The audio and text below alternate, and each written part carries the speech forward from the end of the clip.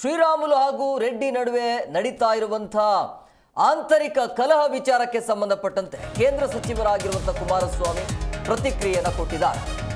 ಶ್ರೀರಾಮುಲು ಬಿಜೆಪಿಯನ್ನು ಬಿಟ್ಟು ಕಾಂಗ್ರೆಸ್ಗೆ ಹೋಗಲ್ಲ. ರಾಮುಲು ಮತ್ತು ರೆಡ್ಡಿ ಕಲಹ ಬಿಜೆಪಿಯ ಆಂತರಿಕ ಕಲಹ. ಅದು ಬಿಜೆಪಿಯಲ್ಲಿ ಏನು ನಡೀತಾ ಇದೆ ಅನ್ನೋದ್ರ ಬಗ್ಗೆ ನನಗೆ ಮಾಹಿತಿ ಇಲ್ಲ. ಇಬ್ಬರ ಜಗಳ ಬಿಜೆಪಿಯ ನಾಯಕರೇ ಅದನ್ನು ಕೂತು ಬಗೆಹರಿಸಲಿ ಅಥವಾ ಪರಿಹರಿಸಲಿ. ಮನಸ್ತಾಪ ನಿಲ್ಲಿಸಲು ಬಿಜೆಪಿಯ ನಾಯಕರಿಗೆ ನನ್ನ ಮನವಿ ಅಂತ ಮೈಸೂರಲ್ಲಿ ಕೇಂದ್ರ ಸಚಿವರಾಗಿರುವಂಥ ಎಚ್.ಡಿ. ಕುಮಾರಸ್ವಾಮಿ ಈ ರೀತಿಯಾಗಿ ಹೇಳಿಕೆಯನ್ನು ಕೊಟ್ಟಿದ್ದಾರೆ. ಈಗಾಗಲೇ ಹೈಕಮಾಂಡ್ ಲೆವೆಲ್ವರೆಗೂ ಕೂಡ ಹೋಗಿದೆ.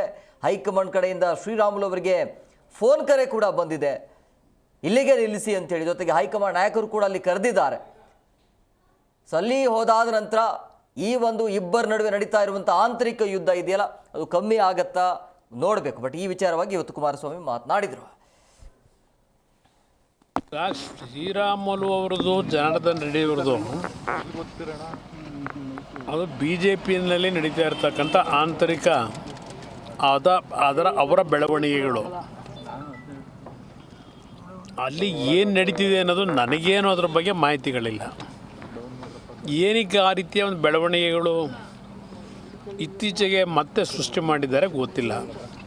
ಯಾಕೆಂದರೆ ಅವರಿಬ್ಬರು ಒಂದು ಕಾಲದಲ್ಲಿ ಇಬ್ಬರು ಆತ್ಮೀಯ ಸ್ನೇಹಿತರುಗಳೇ, ಅಣ್ಣ ತಮ್ಮಂದರಿಗಿಂತ ಚೆನ್ನಾಗಿದ್ದಂಥವ್ರು. ಅದು ಯಾತಕ್ಕೆ ಒಂದು ಅವರಿಬ್ಬರಲ್ಲಿ ಭಿನ್ನಾಭಿಪ್ರಾಯ ಮೂಡಿದೆ, ಅದನ್ನು ಬಿ ಜೆ ಪಿ ನಾಯಕರುಗಳೇ ಕೂತು ಸಾಲ್ವ್ ಮಾಡ್ಕೋಬೇಕು ಅನ್ನೋದು ನಾನು ಅವ್ರಿಗೆ ಮನವಿ ಮಾಡ್ತೀನಿ. ಅವರು ಕಾಂಗ್ರೆಸ್ಗೆ ಹೋಗ್ತಾ ಇದ್ದಾರೆ ಶ್ರೀರಾಮುಲು. ನನ್ನ ಅಭಿಪ್ರಾಯದಲ್ಲಿ ಹೋಗ್ಲಾರು. ಅಲ್ಲ, ಡಿ ಕೆ ಶಿವಕುಮಾರ್ ಪಾತ್ರ ಇದೆ ಅಂತಾರೆ ಸರ್.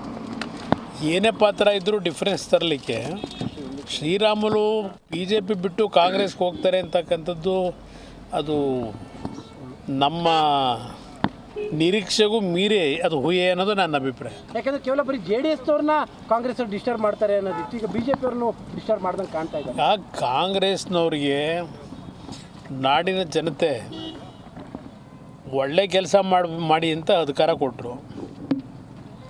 ಆದರೆ ಕಳೆದ 18-19 ತಿಂಗಳಿಂದ ಅವರು ನಡೀತಿರ್ತಕ್ಕಂಥ ಮಾರ್ಗ ನೋಡಿದ್ರೆ ಅವರಿಗೆ ರಾಜ್ಯದ ಜನತೆಯ ಒಂದು ಸಮಸ್ಯೆಗಳಿಗೆ ಪರಿಹಾರವನ್ನು ತರಬೇಕು ಅನ್ನೋದಕ್ಕಿಂತ ಹೆಚ್ಚಾಗಿ ವಿರೋಧ ಪಕ್ಷಗಳನ್ನು ಒಂದು ರೀತಿ ಅಸ್ಥಿರಗೊಳಿಸ್ತಕ್ಕಂಥದ್ದು ಮತ್ತು ಆಡಳಿತ ಅಂತಕ್ಕಂಥ ಒಂದು ಕರ್ನಾಟಕದ ಒಂದು ಹೆಸರೇನಿತ್ತು ಆಡಳಿತದ ಬಗ್ಗೆ, ಅದನ್ನು ಸರ್ವನಾಶ ಮಾಡಬೇಕು ಅಂತಕ್ಕಂಥ ನಿರ್ಧಾರ ಮಾಡಿ ಹೊರಟಿದ್ದಾರೆ. ಒಂದು ಇಡೀ ದೇಶದಲ್ಲೇ ಕರ್ನಾಟಕದ ಆಡಳಿತ ಅನ್ನೋದು ಇಡೀ ಮಾದರಿ ದೇಶಕ್ಕೆ ಅಂತಕ್ಕಂಥ ಒಂದು ವಾತಾವರಣ ಇತ್ತು. ಜಿ ಕನ್ನಡ ನ್ಯೂಸ್ ಈಗ ನಿಮ್ಮ ಮನೆಯಲ್ಲೇ ನೋಡಿ. ಎಲ್ಲ ಕೇಬಲ್ಗಳಲ್ಲಿ ಈಗ ಲಭ್ಯ.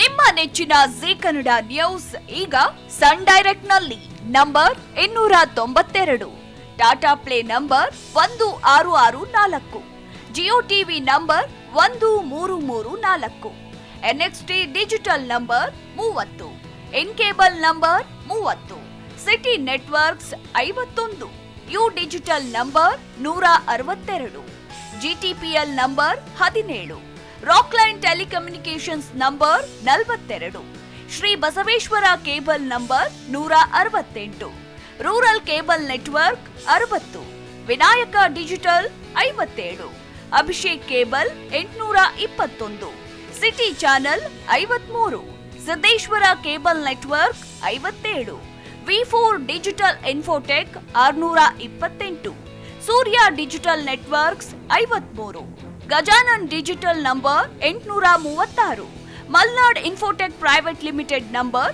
56, Metrocast number 830, victory digital number 167ರಲ್ಲಿ ನೋಡಿ ಆನಂದಿಸಿ.